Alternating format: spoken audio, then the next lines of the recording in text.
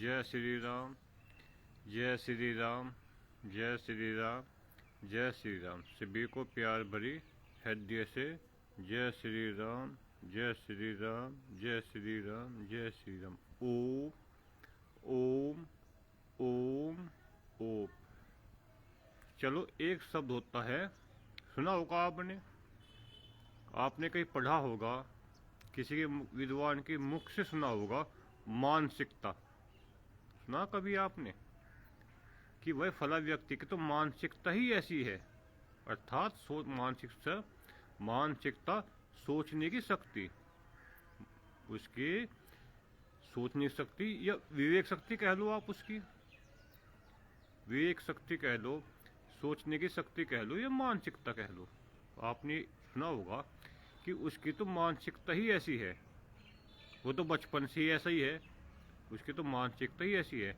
इस बारे में आज चर्चा करते कि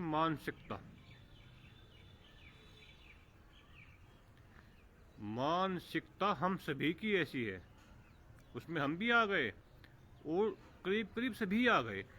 किसी एक आधे की तो हम बात नहीं करते, यानी करीब करीब सभी उसी मानसिकता में आ गए। पहले समाज के बारे में मानसिकता बताएंगे, फिर ईश्वर के बारे में मानसिकता बताएंगे। जय श्री राम, जय श्री राम, जय श्री राम। अब मानसिकता के बारे में, पहले समाज के बारे में सुनिए।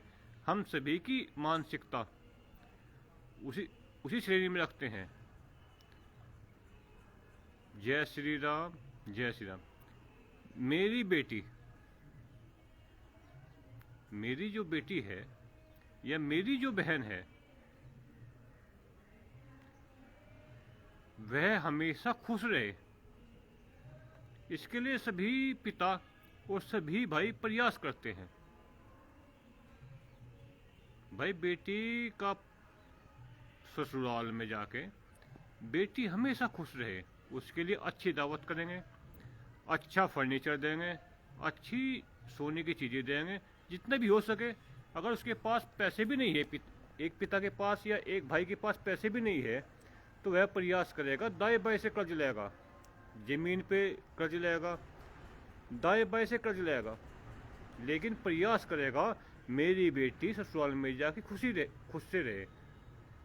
जो उसके पास है वह तो दांव पे लगा ही रहेगा, अन्यथा तुझ मुझवाल से उधार करके भी। किसके लिए? ताकि मेरी बेटी ससुराल में खुश रहे।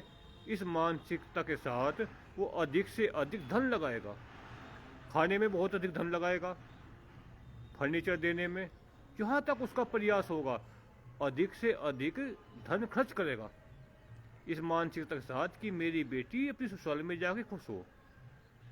अब एक तो उसकी मानसिकता है कि मेरी बेटी ससुराल में जाके खुश हो, काफ़ी प्रयास कर रहा, काफ़ी धन लगा रहा, काफ़ी व्यवस्थाएं कर रहा है। दूसरा, जब दूसरे की बेटी मेरे पास आए,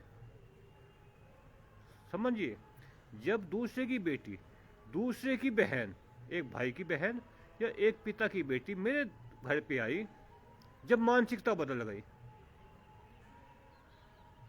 जब मानसिकता बदल गई, भाई मेरी बेटी दूसरे के घर पे जाके खुश रहे, जीवन भर में प्रयासरत रहूंगा, लेकिन जब दूसरे की बेटी मेरे पास आई या दूसरे भाई की बहन मेरे पास आई, जब मानसिकता हमारी बदल गई, तब हमारी मानसिकता बदल गई।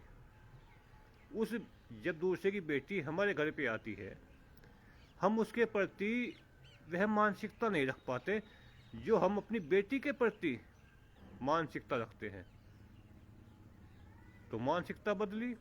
ये तो है एक समाज के साथ करीब करीब सभी की मानसिकता इसी तरह की है, चाहे उसमें भाई हो गया, चाहे बहन हो गया, चाहे माता या पिता। माता पिता की मानसिकता क्या है दोनों की, कि मेरी बेटी ससुराल में जाके खुश होए। भाई की मानसिकता क्या है कि मेरी बहन ससुराल में जाके खुशी रहे। लेकिन जब दूसरे की बहन मेरे घर पे आई, दूसरे माता पिता की बेटी मेरे घर पे आई, उसके प्रति हम मानसिकता बदल लेते हैं। ये तो है एक समाज की मानसिकता। जय श्री राम। यही मानसिकता होती है ईश्वर के प्रति। वो कैसे, इसको थोड़ा समझने का प्रयास करते हैं। जय श्री राम, जय श्री राम, जय श्री राम। वो कैसे, ईश्वर के जब भी हम पास जाएंगे, ईश्वर के हम जब भी पास जाएंगे, कुछ ना कुछ पाने की लालसा मन में रख के जाएंगे। बहुत ही कम व्यक्ति आते हैं जो ईश्वर के दर्शन के लिए, ईश्वर की कृपा के लिए या ईश्वर प्राप्ति के लिए ईश्वर की सेवा करते हैं। हम किसी भी धाम पे जाए, चाहे हम पितरों की सेवा करें, चाहे श्री जहावीर जी की सेवा करें, चाहे श्री गोरखनाथ की सेवा करें, चाहे माता दुर्गा की सेवा करें, चाहे अपने कुल देवताओं की सेवा करें, किसी की भी देवी देवता की सेवा करें, कोई भी व्यक्ति उनके दर्शन पाने की सेवा भाव से सेवा करता ही नहीं। हमको तो कोई नहीं मिला जो ये कहे कि भाई मैं जहावीर जी की सेवा कर रहा हूँ जहावीर जी के दर्शन पाने के लिए, या मैं श्री गोरखनाथ जी की सेवा कर रहा हूँ श्री गोरखनाथ जी के दर्शन पाने के लिए, ये ईश्वर का नाम मैं जप रहा हूँ ईश्वर के दर्शन पाने के लिए। हमको तो नहीं मिला। अगर इस तरह के कोई व्यक्ति समाज में है जो दर्शन पाने की लालसा से, ईश्वर को पाने की लालसा से मंत्र जाप कर रहे हैं या साधना कर रहे हैं, तो उन सभी को हमारी दंडवत सर झुकाकर जय श्री राम, जय श्री राम, जय श्री राम, जय श्री राम, जय श्री राम, उन सभी को। अन्य सभी इसी श्रेणी में आते हैं कि मात्र स्वार्थ रख के ईश्वर की शरण में जाते हैं। जय श्री राम, ये होगी ईश्वर के प्रति मानसिकता। फिर एक मानसिकता हम सभी की ओर है कि इतने हम जिएंगे, उसमें हम भी आ गए। जय श्री राम, जय श्री राम करीब करीब सभी आ गए। देखो पंचुंगली सार तो नहीं होती, सभी की तुलना आप एक समान तो नहीं कर सकते। देखो पंचुंगली अलग अलग होती है, सभी के अपने अपने कार्य होते हैं, एक समान तो नहीं होती। लेकिन अधिकतर इस संसार में इस तरह के व्यक्ति है कि अधिक से अधिक भौतिक वस्तुओं को इकट्ठा करो। अधिक से अधिक भौतिक वस्तुएं जैसे धन हो गया, सोना चांदी होगी, प्रॉपर्टी हो गया, मकान हो गया, अधिक से अधिक जय श्री राम, जय श्री राम धन इकट्ठा करो। इतने आदमी जीवित रहता है तो उसका प्रयास क्या रहता है, अधिक से अधिक धन इकट्ठा करने का प्रयास उसका रहता है। जय श्री राम, जय श्री राम। उसमें करीब करीब सभी की सोच इस तरह की होती है कि अधिक से अधिक, चाहे धन हो, सोना चांदी हो, परिवार हो, कोई भी हो, पद हो, पैसा हो, अधिक से अधिक इकट्ठा करने की अपने लिए, अपने परिवार के लिए क्या रहती है। जब व्यक्ति मर जाता है, अर्थात उसकी मृत्यु हो जाती है, उसकी आत्मा शरीर से निकल जाती है, जब ईश्वर नाम जप करो उसके लिए, जब ईश्वर नाम जप करो कहीं के लिए, उसकी आत्मा के लिए। इतने हम जीवित है, देवी देवताओं से, पितरों से या परमात्मा से अपनी भौतिक वस्तुएं मांगते रहते हैं। अच्छे वस्त्र दो, अच्छे मकान दो, अच्छी नौकरी दो, अच्छा पद दो, अच्छी अच्छी चीजें मांगते हैं।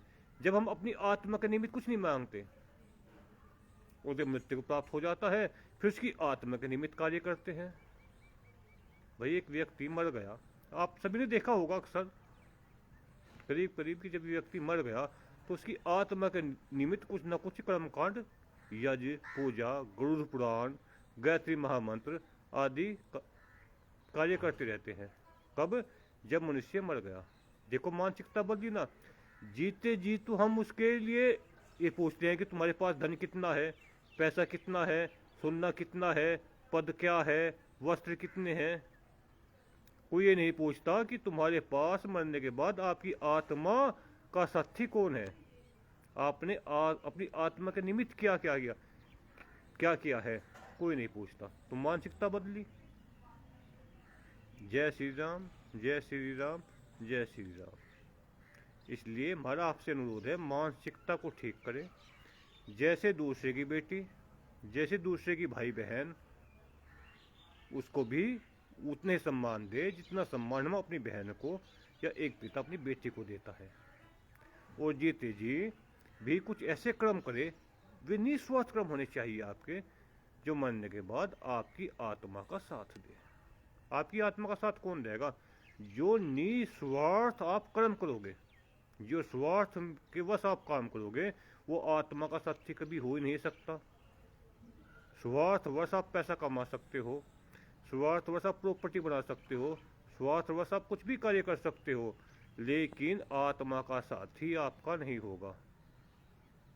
आत्मा का साथी कौन होगा? आत्मा का साथी वही होगा जो निस्वार्थ कर्म करेगा।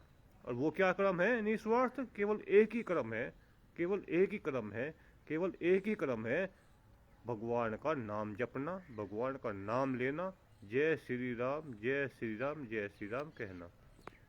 जय श्री राम, जय श्री राम, जय श्री राम। ओम ओम ओम।